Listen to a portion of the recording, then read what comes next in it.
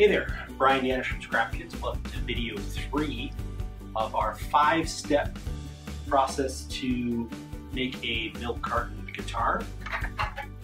We are on video 3, so we are going to work on adding the headstock to our guitar neck. The headstock is actually what holds the strings. Our strings in this case are going to be rubber bands.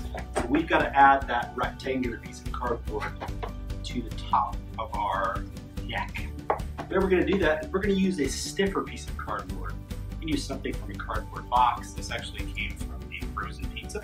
So we are going to cut out a rectangle about 3 inches by 2 inches. You know, medium size if you want to measure it 3 inches by 2 inches.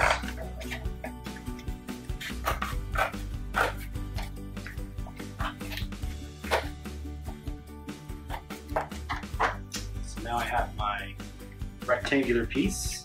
Next, what I'm going to do is I'm going to cut 2 slits in the top of the neck. One on either side, one there, one there. This allows us to slide our headstock piece onto the neck. Now, just like I did last time, I used a little bit of glue. And the reason I used the glue is I don't really want this to go anywhere. So I'm actually going to take our glue and put some glue on the back right near that edge. It would help if I open the glue. Okay. This way, this will dry nicely and it'll give our headstock some more stability. While we're waiting for that to dry, we're going to do one final step with our scissors. We're going to cut some slits in the headstock.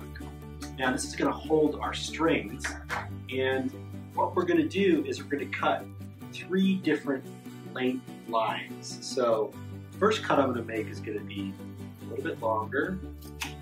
Then next to that it's going to be about half as long, and one little tiny notch here. Now the reason we're doing this is that when we put the rubber bands on, they're going to go over the headstock, and because we've got these cuts in there, it's going to create different lengths for our strings, which when you're playing a string instrument, the different lengths, the different tightness will actually result in different sounds. And this is a pretty cool way that we can imitate the way a real guitar is made. So check out video 4, which is our next step on how to finish up our milk carton guitar. As always, if you have comments or questions, please message me below. Thanks guys, take care.